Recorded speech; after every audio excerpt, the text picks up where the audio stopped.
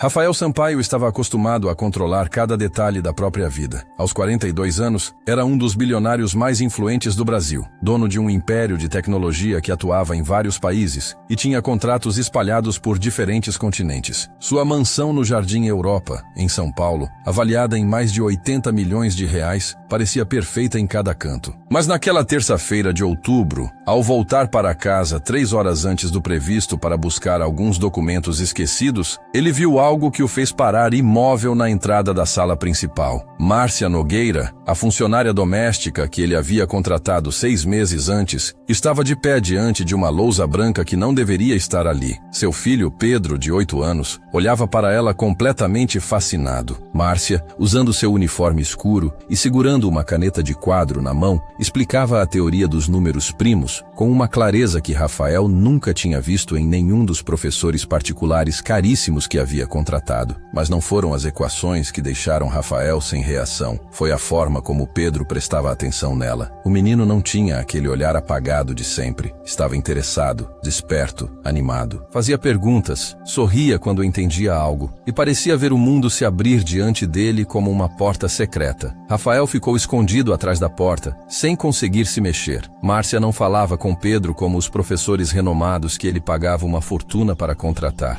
Ela não repetia conceitos com arrogância, nem entregava respostas prontas. Ela guiava o menino com paciência, tratava cada dúvida com respeito e comemorava cada raciocínio correto como se fosse uma grande conquista. "Muito bem, Pedro", disse ela, sorrindo. "Você não decorou a resposta. Você descobriu o caminho. Isso vale muito mais." Pedro riu com uma alegria sincera. "A gente pode fazer outra aula amanhã?" Márcia abaixou um pouco a voz. "Podemos, mas lembra que isso continua sendo nosso segredo. Se seu pai descobrir que, em vez de cuidar da casa, eu estou te ensinando matemática, provavelmente ele vai me mandar embora." Rafael sentiu uma pressão estranha no peito. Havia quanto tempo aquilo estava acontecendo? E por que Márcia, uma simples funcionária da casa, parecia ensinar matemática avançada melhor do que todos os especialistas que ele já tinha contratado? Ele não entrou, não disse nada. Recuou com cuidado, saiu da casa e ligou para sua assistente, pedindo que enviasse alguém para buscar os documentos. Depois, entrou no carro rumo ao aeroporto executivo, pois tinha uma reunião no Rio de Janeiro. Mas durante todo o voo, não conseguiu pensar em outra coisa. A imagem de Márcia diante da lousa ficava voltando à sua cabeça. A voz de Pedro, feliz e viva, também. Durante meses, Rafael acreditou que o filho estava bem porque tinha tudo: escola internacional, professores particulares, segurança, tecnologia, brinquedos caros, viagens e uma rotina cheia de atividades. Mas naquela sala, ele tinha visto uma verdade desconfortável. Pedro não precisava de mais coisas. Precisava de alguém que olhasse para ele de verdade. Rafael Sampaio havia construído seu império do zero. Era filho de um metalúrgico de Contagem, em Minas Gerais, e de uma mulher que trabalhou anos como diarista para ajudar nas despesas da casa. Estudou com uma determinação quase feroz, trabalhou sem descanso e transformou sua inteligência em uma ferramenta afiada. Aos 28 anos, fundou a Horizonte Digital, uma empresa de cibersegurança. Aos 35, já era bilionário. Aos 40, perdeu a esposa, Marina,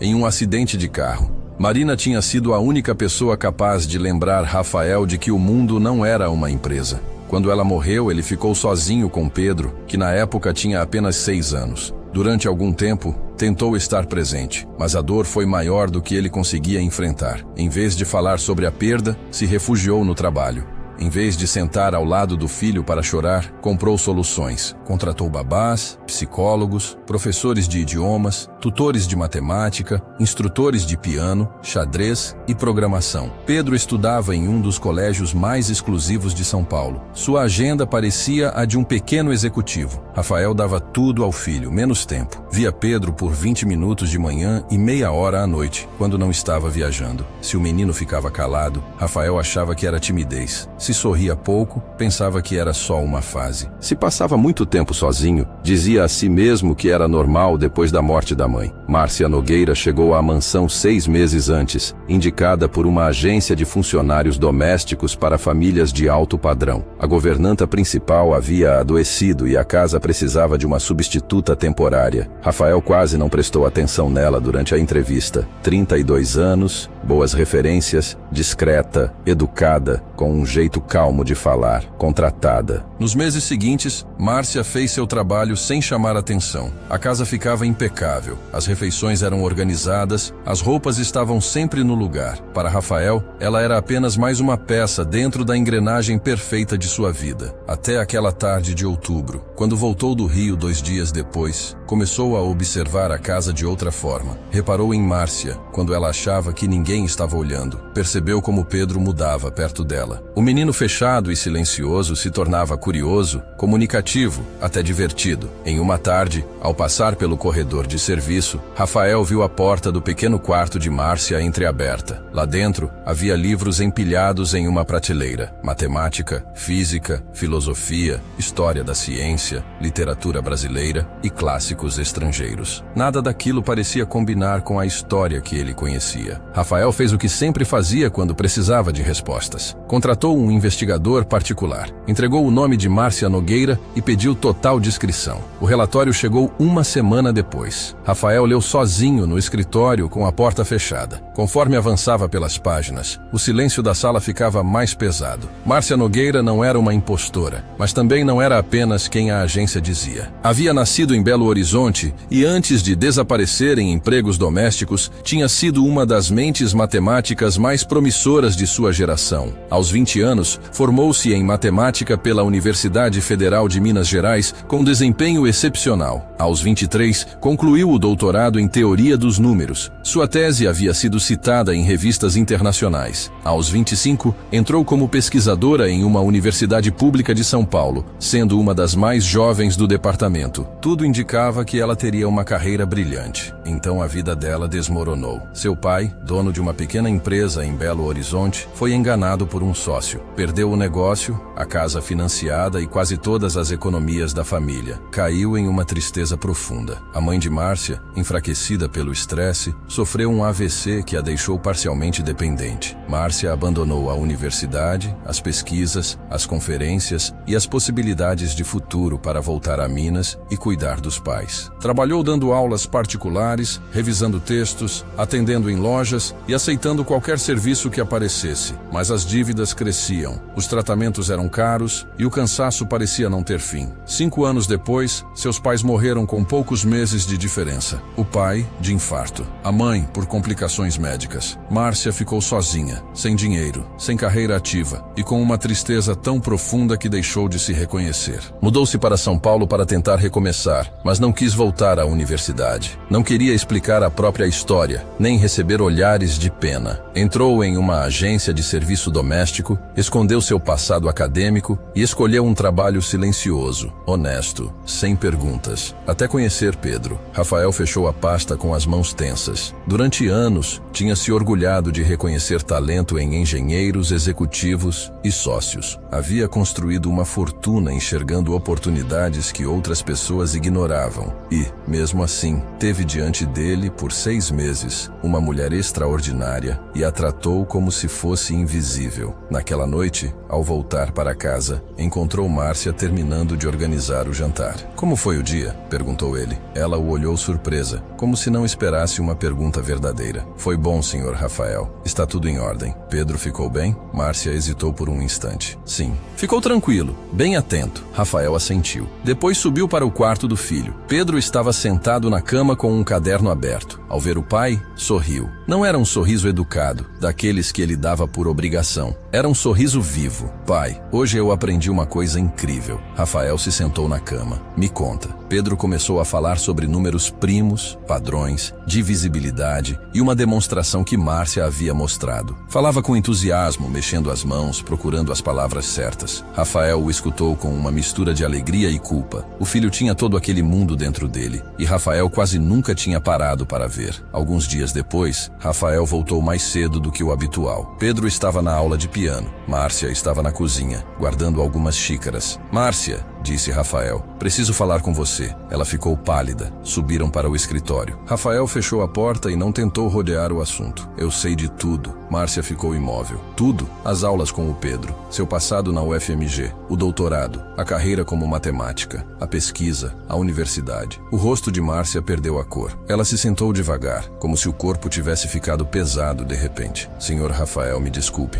Eu sei que não devia ter usado a sala. Sei que não fazia parte do meu trabalho. Se o senhor quiser me demitir, eu vou entender. Eu não vou demitir você. Ela ergueu os olhos confusa. Eu não estou bravo, disse Rafael. Estou agradecido. Márcia não soube o que responder. Você fez pelo meu filho algo que eu não consegui fazer com todo o meu dinheiro. Você devolveu alegria a ele, ensinou Pedro a pensar. Fez meu filho se sentir visto. Márcia apertou as mãos no colo. Pedro é um menino brilhante. Ele só precisava que alguém o escutasse. Aquela frase atingiu Rafael em cheio. Por que você trabalha como funcionária doméstica? Perguntou ele. Com seu talento, poderia estar ensinando em qualquer universidade. Márcia sorriu com tristeza. Às vezes, talento não é suficiente para sustentar uma vida quebrada. E então contou tudo. A traição sofrida pelo pai, a ruína da família, a doença da mãe, as dívidas, o abandono da carreira. Falou sem exageros, com uma voz calma que às vezes falhava. Disse que nunca se arrependeu de escolher a família, mas que depois de perder os pais, sentiu como se tivesse ficado vazia. Não queria voltar ao meio acadêmico como alguém derrotada. Não queria que sua história virasse uma explicação eterna. Eu me escondi, admitiu, atrás de um uniforme, de um trabalho discreto, de uma rotina. Era mais fácil não esperar nada. Até o Pedro. Ela assentiu. Até o Pedro. Rafael permaneceu em silêncio. Depois fez uma proposta que surpreendeu os dois. Quero contratar você como tutora particular do Pedro em tempo integral, com contrato adequado e salário compatível com suas qualificações reais. Márcia negou imediatamente. Não posso aceitar caridade. Não é caridade. Claro que é. O senhor se sente culpado. Sim, eu me sinto culpado, admitiu Rafael. Mas não estou oferecendo isso por culpa. Estou oferecendo porque você é a melhor professora que meu filho já teve. E porque seria absurdo continuar pagando fortunas para pessoas que não conseguem entendê-lo, enquanto você conseguiu abrir uma porta na mente e no coração dele. Márcia baixou o olhar. Não sei se estou pronta para voltar. Talvez não seja sobre voltar a ser quem você era, disse Rafael. Talvez seja sobre descobrir quem você pode ser agora. Ela pediu tempo para pensar. No fim,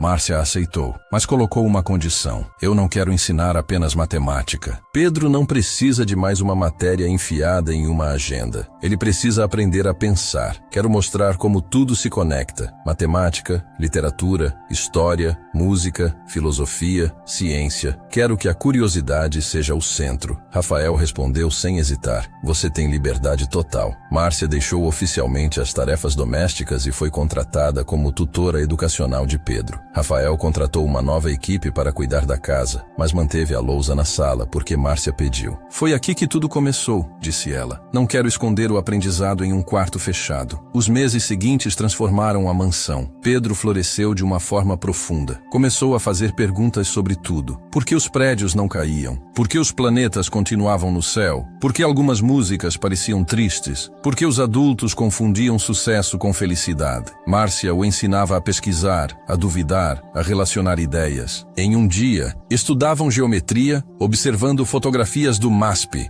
e de prédios antigos do centro de São Paulo. Em outro, liam trechos de Machado de Assis e falavam sobre realidade, imaginação e lógica. Na pinacoteca, Márcia não pedia que ele decorasse datas. Ensinava Pedro a observar a luz, a proporção, o contexto histórico e as escolhas escondidas por trás de cada obra. Rafael começou a voltar mais cedo à noite. No início dizia que uma reunião tinha sido cancelada ou que o trânsito estava melhor. Mas a verdade era simples. Ele queria escutar as aulas. Certa noite, Márcia explicava a teoria do caos usando um copo de água, uma folha de papel e um exemplo sobre o clima. Rafael ficou parado na porta. Pedro o viu e sorriu. Pai, entra, você vai gostar disso. Rafael entrou, sentou-se e, sem perceber, acabou participando. Márcia pediu exemplos do trabalho dele com tecnologia. Rafael falou sobre sistemas complexos, pequenos erros que podiam gerar consequências enormes, redes que se comportavam de formas imprevisíveis. Pedro escutou fascinado. A partir daquela noite, noite, Rafael passou a fazer parte das aulas. A casa mudou. Já não era uma máquina silenciosa onde cada pessoa cumpria uma função. Tornou-se um espaço de descoberta. Havia livros abertos sobre as mesas, perguntas escritas em papéis, mapas, cadernos, conversas durante o jantar e risadas que antes quase não existiam. Uma noite, depois que Pedro dormiu, Rafael encontrou Márcia apagando a lousa. Nunca pensei que uma casa pudesse parecer tão diferente sem trocar os móveis, disse ele. Márcia sorriu. Porque não são os móveis que fazem uma casa. Então o que faz? Ela pensou por alguns segundos. Presença, atenção, saber que alguém olha para você e realmente te vê. Márcia continuou. O sucesso verdadeiro não está só em diplomas, cargos ou salários. Está em manter a capacidade de pensar com clareza, sentir curiosidade e encontrar sentido no que se aprende. Rafael olhou para ela e viu algo que já não podia ignorar. Não via a antiga funcionária, não via apenas a tutora brilhante. Via uma mulher extraordinária, forte, inteligente, ferida pela vida, mas não vencida. E percebeu que estava começando a sentir algo por ela. Tudo parecia seguir bem, bem demais para não encontrar resistência. A crise chegou 6 meses depois de Márcia começar oficialmente como tutora. O Colégio Internacional de Pedro chamou Rafael para uma reunião urgente. Na sala estavam o diretor, a coordenadora pedagógica e 2 professores. Senhor Sampaio, começou o diretor. Pedro mudou muito. Isso é um problema? Não necessariamente. Os resultados dele são excelentes. Está muito acima do nível da turma, mas também questiona os métodos de ensino, faz perguntas que vão além do currículo e às vezes se frustra com o ritmo normal da sala. Uma professora acrescentou: não queremos frear a inteligência dele, mas Pedro tem 8 anos. Precisa socializar, se sentir parte do grupo, seguir um caminho adequado para a idade. O diretor, escolhendo cuidadosamente as palavras, sugeriu que talvez Rafael estivesse colocando pressão demais no filho. Rafael saiu da reunião inquieto. Não estava irritado com a escola. Estava assustado consigo mesmo. E se eles tivessem razão? E se tentando dar a Pedro uma educação especial, estivesse cometendo o mesmo erro de antes? E se continuasse enchendo a vida do filho de expectativas, só que agora de uma forma mais bonita? Naquela noite, falou com Márcia. A escola acha que talvez a gente esteja exigindo demais dele, disse. Márcia escutou sem interromper. E você, o que acha? Eu não sei. Esse é o problema. Antes eu também achava que estava fazendo o certo e não percebi que Pedro estava se apagando. Márcia ficou pensativa. Então pergunte a ele. Ao Pedro? Sim, não como pai querendo confirmação. Pergunte de verdade como ele se sente. Rafael foi até o quarto do filho. Pedro estava na cama lendo um livro simples sobre relatividade. Ao ver o pai, fechou o livro. Aconteceu alguma coisa? Rafael se sentou ao lado dele. Quero saber se você é feliz. Pedro franziu a testa. Feliz? Com suas aulas, com a Márcia, com a escola. Você sente pressão? Quer continuar aprendendo assim ou prefere voltar para uma rotina normal? Pedro ficou quieto por alguns segundos, pensando. Eu sou mais feliz agora, disse por fim. Antes eu estudava para tirar nota boa. Agora eu aprendo porque quero entender. A Márcia me ensinou que fazer perguntas é tão importante quanto saber respostas. Rafael engoliu em seco. Você não se sente obrigado? Não, eu me sinto livre. Depois, Pedro acrescentou com uma sinceridade que partiu o coração do pai. Também gosto porque agora você fica comigo. Antes você sempre trabalhava. Agora você escuta, pergunta, aprende com a gente. É como se eu tivesse recuperado você. Rafael abraçou o filho com força. As lágrimas caíram em silêncio. Naquela noite, entendeu que o verdadeiro problema nunca tinha sido apenas a educação de Pedro. Tinha sido sua ausência. A grande virada veio pouco depois, quando Márcia foi convidada para apresentar seu método em um congresso nacional sobre educação em Brasília. Rafael a incentivou a aceitar. Ela estava com medo. Não falava em público havia anos e temia que o mundo acadêmico a enxergasse como uma mulher que fracassou e voltou tarde demais. Você não precisa provar que é a mesma de antes, disse Rafael. Só precisa mostrar quem é agora. Márcia subiu ao palco com as mãos frias. No começo, sua voz tremeu. Mas quando começou a falar de Pedro, da curiosidade, do respeito pela mente das crianças e da importância de conectar as áreas do conhecimento, seu tom mudou. Ela não falava de uma teoria vazia. Falava de experiência, de perda e de reconstrução. A apresentação foi um sucesso extraordinário. Educadores de várias partes do Brasil se aproximaram para parabenizá-la. Algumas escolas pediram para aplicar o método. Professores universitários reconheceram seu nome. De repente, Márcia estava de volta ao mundo acadêmico, não como uma pesquisadora isolada, mas como uma inovadora da educação. Uma noite, depois de colocar Pedro para dormir, os dois ficaram conversando na sala. A lousa ainda tinha desenhos de fractais e anotações sobre música. Márcia falou sobre como aquele trabalho a havia salvado de uma tristeza profunda. Eu achei que tinha perdido minha vida anterior para sempre, disse ela. Mas Pedro me fez lembrar que ensinar também pode ser uma forma de investigar. Cada pergunta dele abre um caminho. Rafael a escutava em silêncio.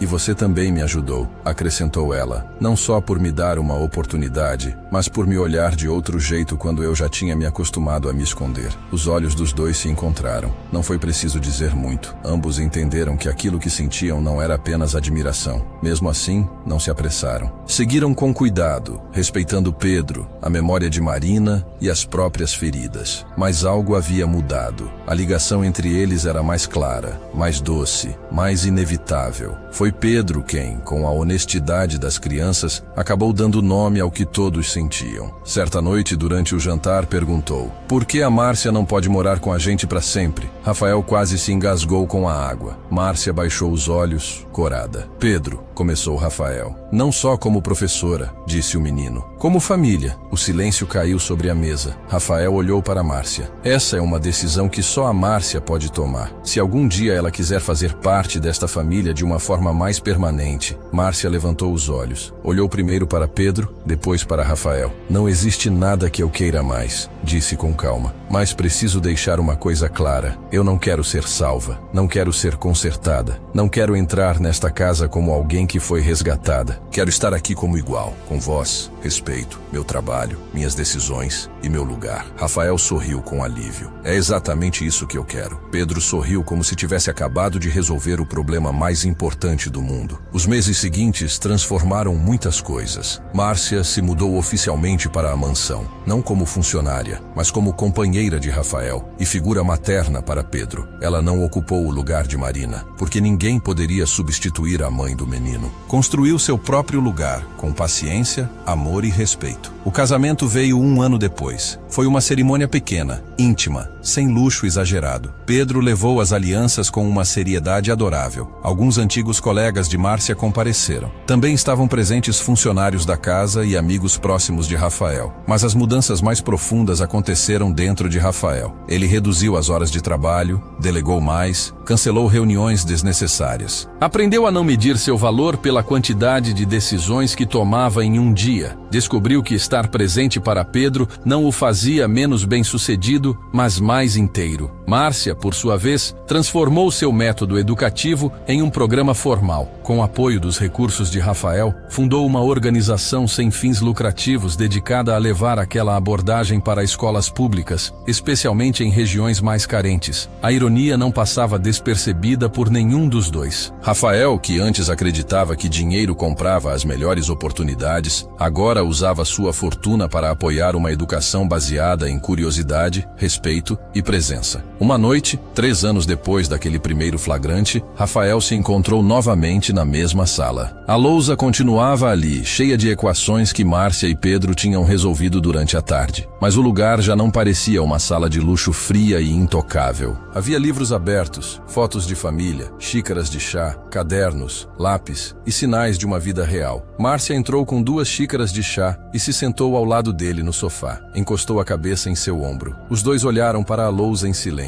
Rafael pensou naquela terça-feira de outubro, na porta entreaberta, em Márcia explicando números primos, em Pedro sorrindo como não sorria havia muito tempo. Uma volta inesperada para casa tinha mudado tudo. Se não tivesse esquecido aqueles documentos, talvez nunca tivesse visto aquela cena. Se não tivesse parado para escutar, talvez nunca tivesse descoberto quem Márcia realmente era. Se não tivesse tido coragem de olhar além de um uniforme, talvez tivesse perdido o que havia de mais valioso em sua sua vida. Ele aprendeu que o valor de uma pessoa não se mede por cargo, salário ou aparência. Aprendeu que a paixão pode sobreviver mesmo debaixo de muitas camadas de dor. Aprendeu que ser pai não é apenas sustentar, mas estar presente. Aprendeu que educar não é encher a cabeça de informações, mas acender uma luz por dentro. E aprendeu que, às vezes, as melhores coisas chegam quando a gente para de tentar controlar tudo. No que você está pensando? Perguntou Márcia. Rafael sorriu. No quanto eu sou sortudo. Só isso? Penso que se eu não tivesse voltado para casa naquele dia, poderia ter perdido a coisa mais preciosa da minha vida, sem nem perceber. Márcia riu baixinho. Eu também penso muito naquele dia. Estava morrendo de medo de você me descobrir. E eu estava morrendo de medo de descobrir que não conhecia meu próprio filho. Ela segurou a mão dele. Talvez nós dois precisássemos ser descobertos. Rafael olhou para ela e soube que era verdade. Eles se beijaram com ternura. Depois foram juntos ver Pedro antes de dormir. O menino descansava tranquilo, com um livro de astronomia aberto ao lado do travesseiro. Rafael o cobriu com a manta enquanto Márcia fechava o livro e o deixava sobre a mesinha. Saíram do quarto de mãos dadas. A mansão já não era um monumento ao sucesso de Rafael. Era um lar,